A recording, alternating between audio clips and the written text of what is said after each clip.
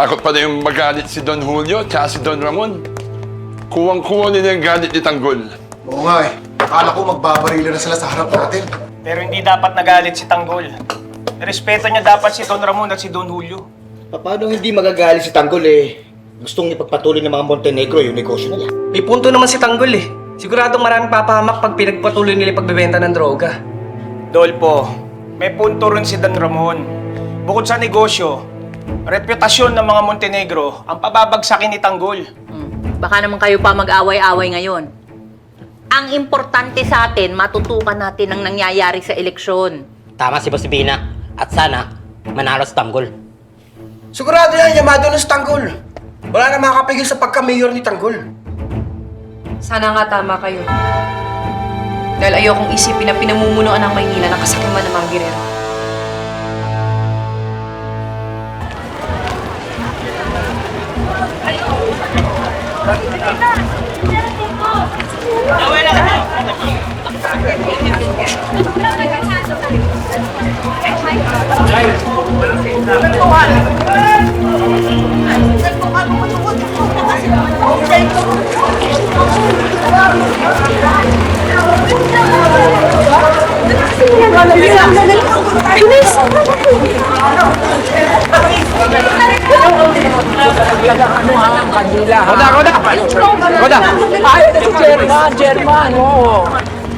Darating mo si Tanggol? Oo, darating. Nag-confirm siya.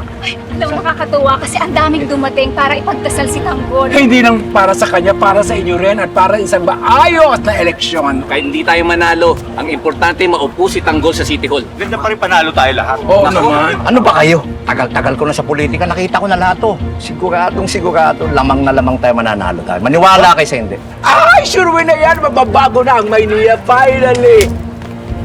Ay, si Father! Ayan si Father! Oh, Father! Good morning po, Father! Good morning, Father! Maraming salamat sa iyong pag-imbita sa akin at karangalan kong pangunahan ng prayer rally na ito.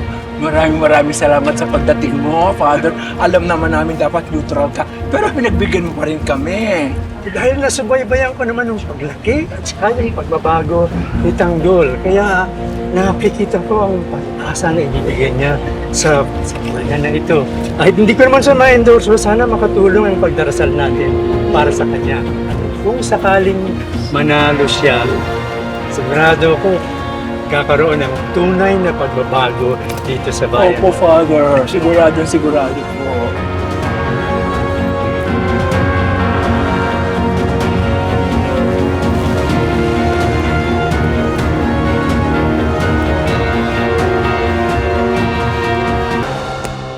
Ma, alam mo kung gaano ka-importante kay Papa yung kapangyarihan na yan. And he intends to hold on to that power for the rest of his life. Ako dapat magtutuloy nun eh. Ako yung totoong girero, buong-buo. Hindi si Tanggol. Hindi yung anak niya sa bastarda niya. Kaya nga kailangan ipaglaban mo kung anong dapat sa'yo. Hindi pwedeng maagaw sa'yo ang trono. Babaliwala lahat. Pagtitiis ko sa pamilyang to, mababaliwala ako.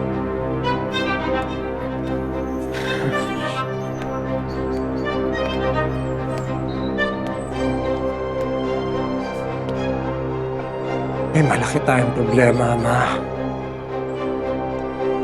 Si Tanggol. Pag nanalo si Tanggol ng eleksyon na to, gaganti siya sa akin. Dahil sa pagpatay ko kay David. Ma, I can't let that happen.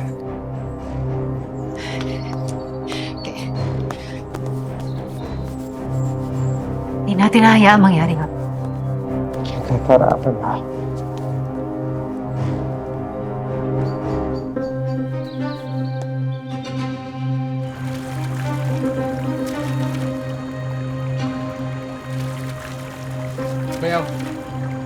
Bayaw!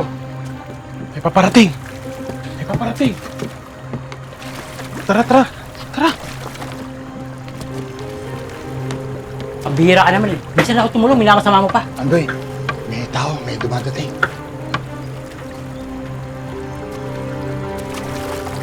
Sige, dito muna kayo. Ako nang bahala doon. Tao po! Pasensya na po sa abala. Ano pong kailangan nyo? Magandang araw po. Mga community leaders kami. Magbibigay lang po kami ng konting tulong galing po sa mga Guerrero. Ito po pala, galing po kay Miguelito Guerrero. Pasensya na, hindi ako sinasali dyan. Ay, akin na.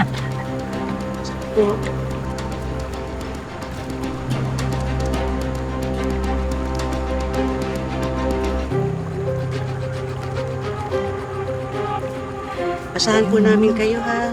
Maraming salamat po. Ay, iboboto po namin ang mga Guerrero. Salamat. Maraming salamat po. Ingat kayo. Salamat! Ano ka ba? Bakit mo tanggap? Doy, masamang tumatanggi sa grasya. Ano ka ba? Kailangan natin to. Tama, naghihirap na tayo dito.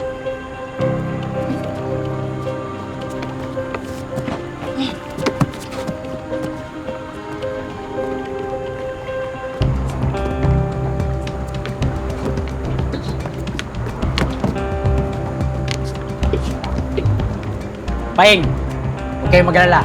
Si Tanggol pa rin ang iboboto ko. Si Tanggol pa rin ang iboboto namin. Ano iboboto? Hindi pa tayo tapos pag-usapan yan.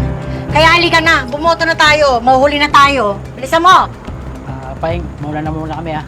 Sige, ingat kayo ha. Balitaan mo lang kami kung anong mangyayari. Sige, sige. Ingat kayo. Mga Andoy. Oh, kita nyo naman. Desperado na yung mga Guerrero. Pumipili na sila ng boto. Sayang nga, hindi tayo makakaboto eh. Kinulangan pa tuloy ng 4 na punto si Tanggol.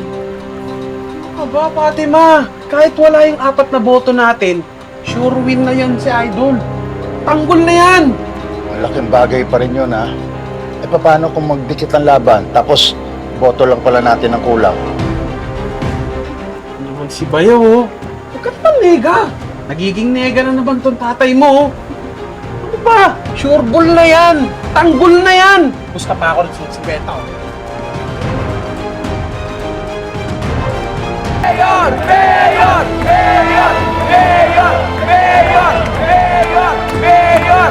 Mayor! Mayor! Mayor! Magandang umaga po para sa ating lahat. Unang-una, gusto ko po munang pasalamatan ang lahat ng aking mga kalugar, sa lahat ng mga tao tumulong sa amin, nagsakripisyo at lumaban para sa ikaulad ng buong Maynila! Maraming agam-agam sa aking isipan bago ako tumakbo. Maraming mga taong nagtatanong, nangungwestiyon, kung bakit ako tatakbo bilang isang mayor. Eh wala naman akong pinag-aralan at isa lang akong laking tambay dito sa Quiapo. Pero napag-isip-isip ko, sino nga bang tao ang walang karapatan na tumakbo at para mag-isip ng maganda para sa kanyang kapwa at sa kanyang lugar?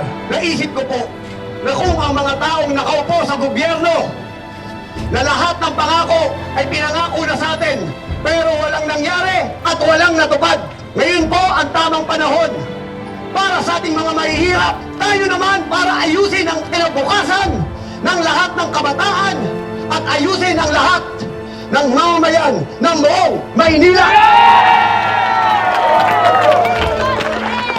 Ipinapangako ko po sa inyong lahat na kapag po tayo ay nanalo, sisimulan ko ang pag-aayos at paglilinis sa City Hall.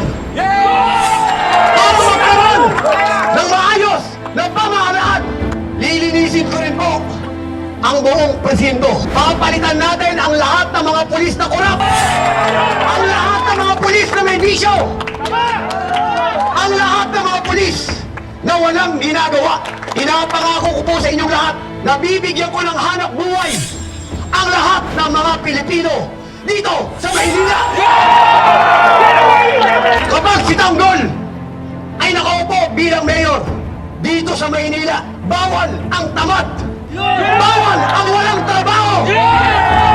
Dapat ang lahat ng mga Pilipino may pangarap para ayusin ang kanilang pamilya, ang kanilang sarili at ang ating bansa. Maraming salamat po sa inyong lahat. Pare, huwag ka magsimula ng gulo. Pare, huwag mo mas dili ka, pare. Halika na, Tanggol. Magpunta na tayo ng presinto nito. Tara na. Hoy! Ay, ano yan? Si Rigor. Tapos na yung panahon ng kampanya! Iligal yung ginagawa nyo!